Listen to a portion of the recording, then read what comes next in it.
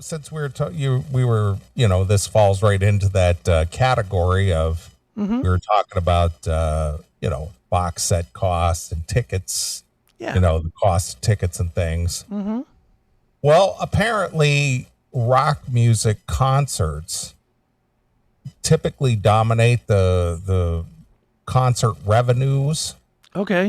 you know, but the thing is you always had big arena style bands out there, and those Sure. arena style bands are getting fewer and fewer. Mm-hmm. With, people like Aerosmith, you know, as far as we know, calling it a day. Sure.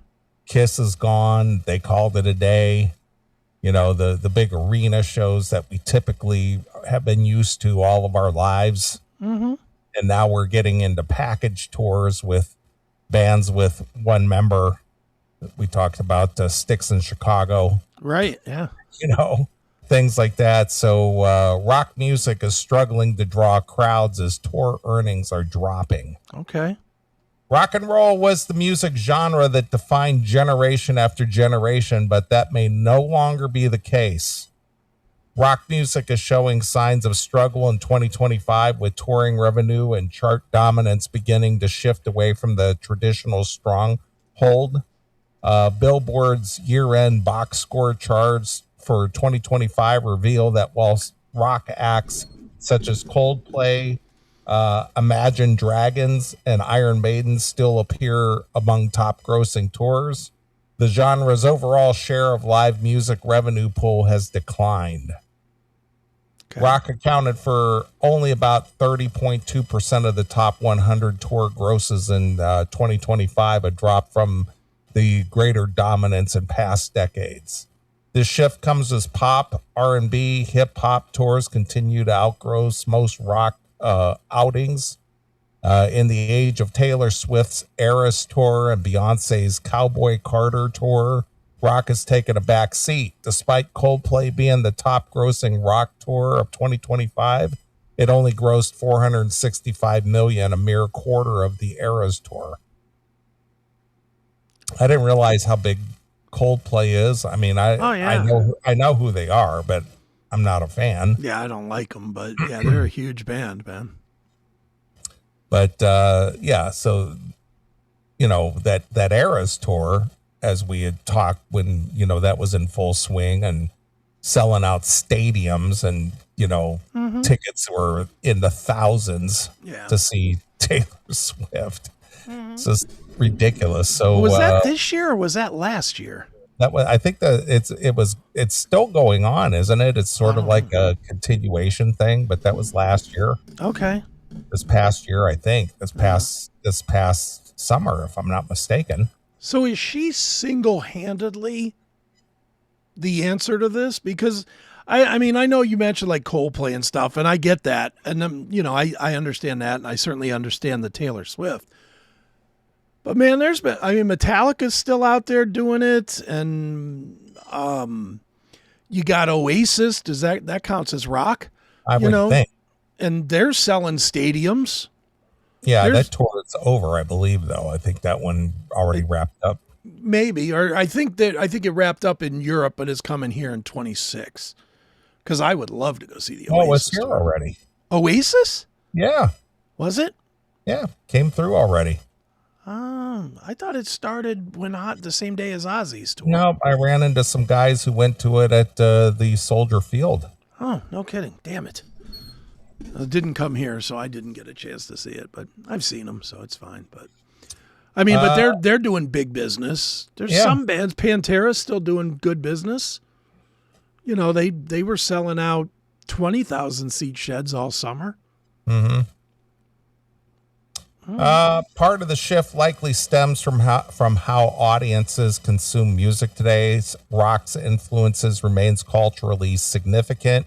And while rock shows still fill arenas, streaming trends and shifting listener tastes favor pop, R&B, and hip-hop genres that consistently produce new hit singles and chart-topping albums. That translates into larger, more frequent tours and a broader market appeal. Interestingly, it's largely classic rock artists that make Billboard's top 10 grossing rock tours, not newer bands. While Coldplay and Imagine Dragons took the top 2 spots, Iron Maiden, Eagles, Metallica, Bruce Springsteen, and the E Street Band, Paul McCartney, Guns N' Roses took up several spots, pointing to a bigger cultural shift. While rock music was once the soundtrack of the rebellious, progressive younger generation, nowadays another genre speaks to teens and young adults more directly. Rock, however, isn't dead. Many rock bands still sell tens of thousands of tickets and will continue to do so, but the overall touring revenue picture suggests that rock, once the centerpiece of the concert industry, is no longer the undisputed powerhouse it once was.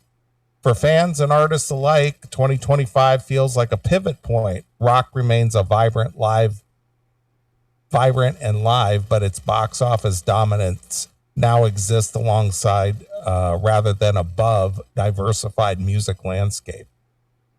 So, I mean, it's funny you bring this up because this afternoon, I was watching a boxing thing out of Dubai called, what was it called? Misfit Mania or something like that. It was that Andrew Tate guy was fighting. And it's been a weird weekend for boxing. First you had the Jake Paul thing. Then you had this Andrew Tate guy. And this Misfits thing, Misfits Mania, is all, I don't know, YouTube influencers who also box, it seems like. Because every guy they introduced was like an influencer of some sort. This guy has 10 million people on Instagram or on YouTube or whatever. I didn't understand exactly what I was watching. I'll be honest. I didn't investigate either because I didn't care. But the reason I bring this up is because of what you're reading here about the music that speaks to everybody is no longer rock. And that's true. I watched this thing today and everybody with their walk-in, you know how they do the intro in boxing. Well, a lot of these guys in the upper tier of this boxing thing today had rappers that rapped for him.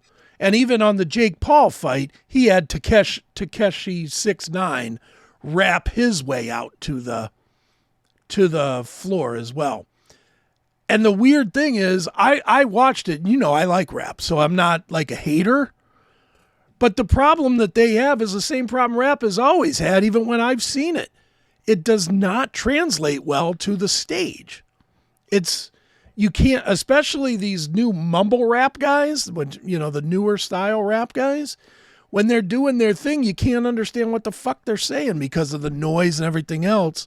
When you listen to it on a disc, you can hear it. You know what I mean? You can kind of hear what they're saying. But when there's people around and vendors and noise and clapping and shit, you don't hear, all you hear is, you don't hear what they're doing.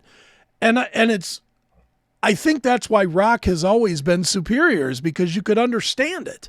Mm-hmm. Like in the live setting, I don't know who's going, certainly a Taylor Swift, she sings words, but like Beyonce or Jay-Z or any of that, none of that's on this list, right? Because even though that is the dominant music right now, I don't think any rap tours are on that top list, were they?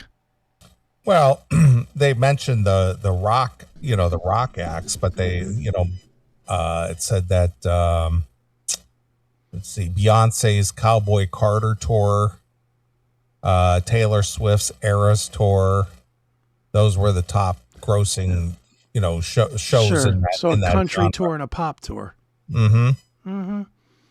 Yeah, but those are not. My point is Taylor Swift's an anomaly all to herself. She's like the Beatles of our time, I guess. Mm-hmm. But that kind of music is not the dominant kind of music right now. I don't think Taylor Swift music by anybody, but Katy Perry is not doing the kind of business that Taylor Swift is doing. Not even close. And Beyonce's not doing even close to the kind of business. That's my only point is they tried to say that it's the dominance of these other styles. I would argue that is all day not true. Yeah. Well, I mean, as far as the big arena style tours, It's always been the big rock bands. Yes. No. But now, those are dwindling. Those type of shows are dwindling, and the only ones that are really doing still big business are the legacy acts.